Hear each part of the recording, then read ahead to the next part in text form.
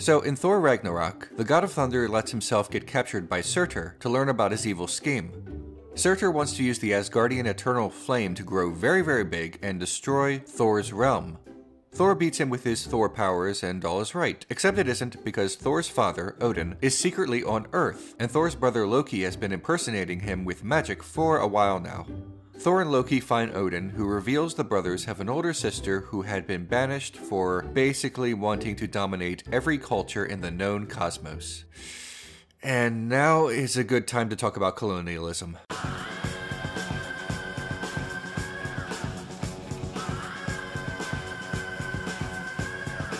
Colonialism is historically the policy of a nation hoping to extend its authority into other territories and over the people of those territories. In effect, the aim is to exploit the new territory for wealth, power, wealth, and even wealth. To the colonizer, people are exploitable resources too. They can be taxed without being represented, they can be enslaved. They can also be outright killed if they consume or occupy too much of the resources, like land, that the colonizer wants for itself. The people who originally controlled the territory but do not anymore are either subjugated or scattered to the wind as refugees. Oh, we will come back to that. In Thor Ragnarok, Thor and Loki meet Hela. She crushes Mjolnir into a million pieces, and realizing they are outmatched, Loki calls for an escape. We discover that Odin was not always the benevolent ruler of Asgard, the way he was depicted in the previous two Thor movies. Odin's Asgard was a colonizing power. In the distant past, he and Hela conquered various realms. A lot of people died. A lot of gold was captured. Odin and I drowned entire civilizations in blood and tears. Where do you think all this gold came from? On a personal level, this is shocking for our protagonist. Thor always thought of his father differently.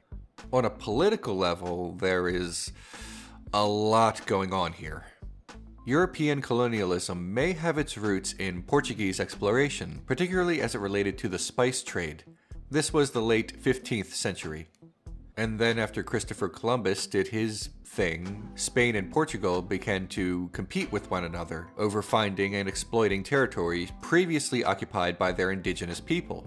France got in on the action, and then the British Empire really got in on the action, and it became standard operating procedure for powerful nations for centuries.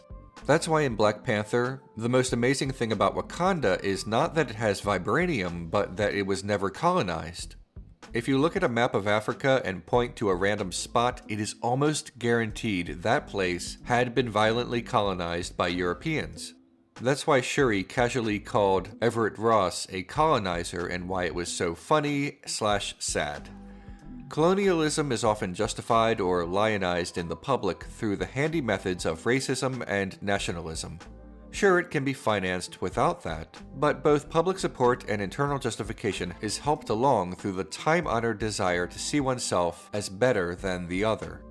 Let's not forget about casual indifference, though, as typified by Scourge, who goes along with Hela's plan to restart Odin's colonization nightmare for reasons that are completely apolitical and instead just 'cause. He redeems himself in the end, though. Hela likely believed that the people of the other realms were weak and needed to be controlled and exploited. Her might made right. When she returns to Asgard, she discovers that Asgard is not what she once knew, and although the realm is prosperous, she sees this peace and quiet as a lack of toughness. She wants to make Asgard great again. She is particularly incensed by the fact that Odin rebranded himself as the kinder, gentler god of wisdom and not the god of war. In Norse mythology, he is kind of both. There is no direct one-to-one allegorical parallel between Asgard's colonization of mythical realms and historical colonizations. America, Scandinavia, the gang's all here. European colonialism is no longer in vogue, and nations who participated in the subjugation of indigenous people would prefer not to discuss that, or if they do, not commit to reparations or any meaningful dialogue. In America, concepts like manifest destiny, meaning the justification for the violent removal of Native Americans, and later American imperialism receive only passing mentions in our public school history books, if at all. And in choosing not to learn from history, we perpetuate a culture that is comfortable continuing it. This is showcased in the scene in which Hela finds that Odin's history of pillaging other realms has literally been painted over. Asgard's violent past does not come out of nowhere, though. In the first Thor movie, the first act centers around the Frost Giants trying to steal back the Casket of Ancient Winters, which was stolen from them when they lost a war against Asgard. And then in the Dark World, Dark Elf Malekith despises Asgard because Odin's father defeated the Dark Elves. So Asgard had a lot of violent conflict in its history, but if Asgard is anything like nations on Earth, their history books probably portrayed their enemies as the aggressors. In Ragnarok, we do not get a full blow-by-blow history, but based on what Hela reveals, it seems like the Frost Giant and many others may have been on the defensive. Thor Ragnarok actually gets a lot right about colonialism. If it got anything wrong, at least in terms of historical representation and how to win against powerful entities that do not acknowledge your human rights, it's how it portrayed Asgard's move away from colonialism. Historically, a colony gains its independence from its oppressor through resistance. The Haitian Revolution was a successful anti-colonial and also anti-slavery insurrection. Sometimes nonviolent resistance works, such as in the case with Gandhi's policy towards Indian independence, but it was still a resistance that required civil disobedience. In Thor Ragnarok, Odin just has some kind of come-to-Jesus moment centuries prior to the events of the film. Oppressive and exploitative rule does not end due to the sudden and unexpected benevolence of violent dictators. It's the most unbelievable thing in a film that also has a giant green rage monster in a gladiator helmet. Oppressive and exploitative rule ends following uprisings. Occasionally legislatively, but traditionally through active revolution. And lucky for us, the film shows us a revolution. Post-colonial nations that were the aggressors still contain both a cultural legacy and an economic legacy. The spoils of its previous exploits will always continue to influence what it has, because it was the foundation for its wealth.